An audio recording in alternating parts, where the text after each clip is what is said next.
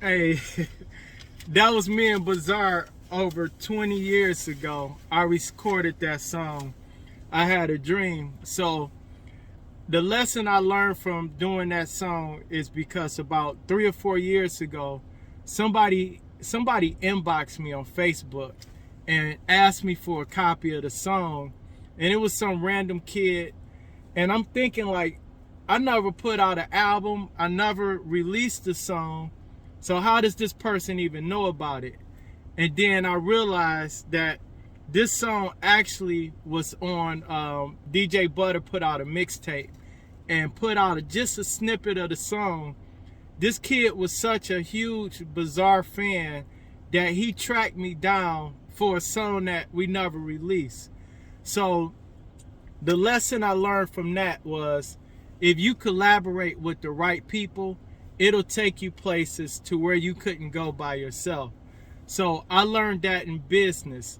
Instead of me buying 1 or 2 houses by myself, I like to partner up with 2 or 3 people so we can buy 5 or 10. So collaboration is key. That was one of the lessons I learned. One of the other lessons I learned from being involved with hip hop was one time I remember picking up my daughter. I got off work, went to pick up my daughter, and went to the studio, and DJ Dez was there making a beat. And I laid a verse on the track, Dez laid a verse on the track. So like probably about a year later, I'm sitting at home and my daughter yells out, "Daddy, your friend on TV." And I'm thinking to myself, like, okay, what one of my friends do? I'm thinking one of my friends is on the news. So I get in there and she like, they about to perform. You think he gonna perform your song? And I said, nah, that it doesn't work like that. So that was a lesson I had to explain to her, that, look, I got off work and went to the studio. Dez was already in the studio working. He made the beat, he rhymed on the song, and he was scratching on the song. So the lesson learned from that is, you can't expect the same success as somebody else if you're doing it as a hobby and they're doing it as their livelihood. Dez lives, eat, and sleep hip hop. Well, music in general, because he does a lot. So no, that was one of the lessons I learned that transition over into business. A lot of people dibble and dabble into real estate, or they're doing this part-time. They're doing a lot of hobbies, but they're not eating and breathing whatever it is that they want to be successful at. So you see Dez on TV with Slum Village, and you see me in the studio with Dez, but the end result was completely different. You have to decide if you're going to do something wholeheartedly and get all in with it. So that was another lesson. Another scenario that came up, and this was extremely funny, was that, you know, I was like an extra in 8 Mile, no big deal. But when the movie actually came out, there was a little party that was going on. I think it was like a premiere party or something like that. And who was there? DJ King David, right?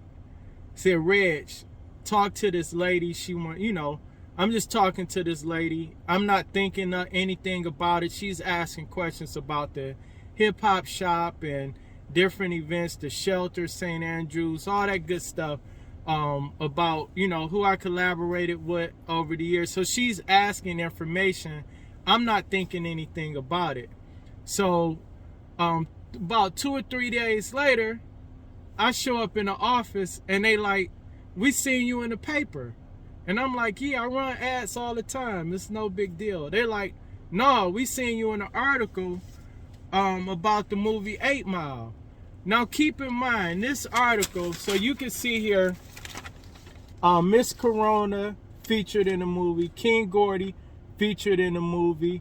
You see, who else is in here? Bushman, Neferi Earth, Strikers in here. Everybody in here is either a Detroit legend or featured in the movie. And then all of a sudden you just see little old me in there. I'm like looking at it. I'm like, man, I'm not only extra. I was just an extra in the battle scene that actually got in the newspaper. So lesson learned from that. Sometimes you can just be in the right place with the right people, and you can get connected, and you can put in the work. But sometimes you need those connections, and you have to be in the right place and be prepared and be ready. So a lot of people, no, I ain't talking to that lady, or I ain't talking to this person. You never know what it could lead to. So that was another lesson that I learned from being involved with hip hop. I think about that when I'm in different spaces in regards to business, or when I go to networking events, or I just get out. You go to a conference, another real estate conference, an agent from, from California say, hey, my friend's parents are moving from Detroit down to Florida. They need a good realtor, or whatever the case may be. Or even better, they just want to sell their home as is. They don't want to deal with it. Or my friend's grandparents passed or something. They want to get rid of the house. That's an investment property for me. So being in those right spaces at the right time, and being prepared, and knowing the people that are good connectors. So shout out to King David for that one. Because as you can see, I still got that newspaper article. Even though it was small, it meant a lot to me. Let me see what else happened. Oh, another lesson I learned. This is last but not least. Well, not last but not least. So a friend of mine, Mark Hicks, he was doing promotion for like Tommy Boy. He was like doing a lot of record promotion for different labels. So he was the go-to guy here in Detroit. And I remember one time he just came over my house. He used to give me like a lot of promotional CDs and tapes and everything. And like there's artists that he was promoting that were on major labels, but they never blew up. And some of those artists are some of my favorite albums. But I remember one day he came over my house and he was like, I'm about to pick you up. And I got in the car, and he was in the car with Proof and Dilla. And it was like, we went to, I forgot where we went. We went somewhere on the west side. But this was before Dilla did the Far Side beat, and before Proof and D12 and all them came out. I had already knew Proof. But I think back on that, like, damn, look who I was in the car with, right? And didn't think anything about it, because these were guys that I had just seen around or been around. But I learned a lot from Mark as far as promoting. Like all of these artists that he was promoting on these major labels and doing the work for, a lot of these artists had no clue what the street team was doing. So nowadays you have the internet. You can promote just about anything on the internet. But if you're a business owner, or you're building a brand, or whatever the case may be, what I learned from Mark Hicks is that you still have to pound the pavement and hit the streets. So a lot of what I seen him do is how I move when it comes to building my brand in real estate. So maybe you seen a Coolio poster on the side of an abandoned building or something, but maybe you see a Reginald Perryman sign in somebody's yard, or you'll see one of my flyers at a local grocery store or something like that. You still have to pound the pavement and hit the streets. So that was another lesson I learned. Get out there and hustle, promote. Another lesson I learned, DJ Butter, right? So when I was 19, I was going to my very first interview. I was getting into real estate, had an interview at Century 21. I forgot why Butter was at my house, but it was a good thing he was. So we was talking, I think we was working on some music or something. And I said, yeah, I got an interview tomorrow, but I don't know how to tie a tie.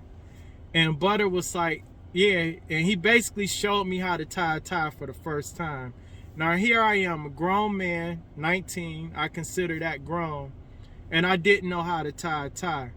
Now, my ego was telling me, don't ask him, right? Ask somebody else, an uncle or somebody like that. But the lesson I learned from that day is, don't let your ego get in the way, because you don't have time to get things correct. My interview was tomorrow. I didn't have time to worry about my ego. And fortunately, I learned how to tie a tie that day and went on and got the job and all that good stuff. I don't know if the tie mattered, but I still rock ties to this day. Thank you, DJ Butter, for that one.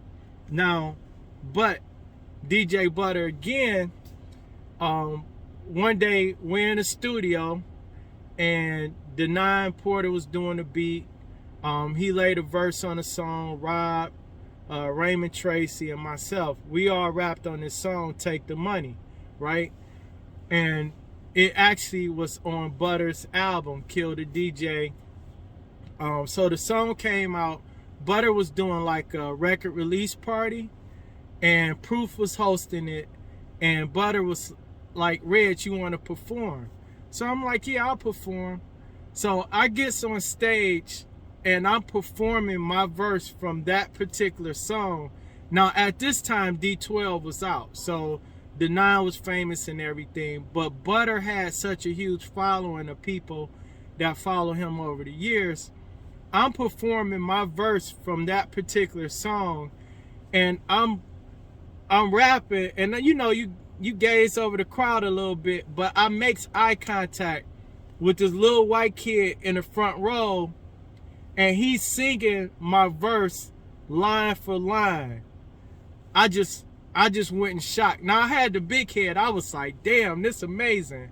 But I went in shock, and I actually forgot my rap, because here I am, never had a project out or anything. Just as any fame that I had or anything this kid know about me is by way of DJ Butter, or maybe he was a Denine Porter fan. But just that simple fact that he knew every word of the song and my verse was shocking. So what I learned about that is, a lot of times people say the circle of friends you have will determine who you are. And sometimes you can be in the right circle of friends and they could be going places or doing things that in the moment it may not seem like they're doing a lot, but when you look back at it, you're like, damn, they was doing some great things. You just didn't know they were great at the time. So shout out to DJ Butter for that. Bring me forward to 2021. Butter calls me and say, hey, me and King David, we working on a project for Pace One. Can you drop a verse for me? So of course I can, because these are people that pour into me. They benefited me in ways, and we collaborated and did things in the past where of course I have to show up. Now I didn't have a rhyme ready. I hadn't been writing in years, but the lesson I learned from that is, when some people call you, you better show up, because you can't forget the people that helped you in the past. So of course I went and laid the verse, and that's it. This is Reginald Perryman with Reggie's Real Estate. Don't look up any of my old music. I don't even know if I say some of that stuff now. But as of today, I guess I'll just be the coolest square rapping since O'Shea Jackson. ReggiesRealEstate.com. The lessons I learned from hip hop. My cousin right here, his name is Proof. He got a little group called D12. They ain't number one motherfuckers in the world right now. What's up with that shit? They're right.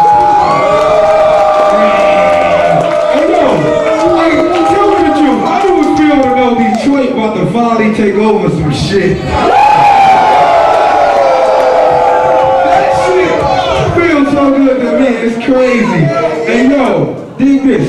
I need B-Boy Reg to the back, and I need J Hill to the back. Before that, I want to talk to y'all motherfuckers. Do y'all motherfuckers love Detroit hip hop? About the name of B-Boy.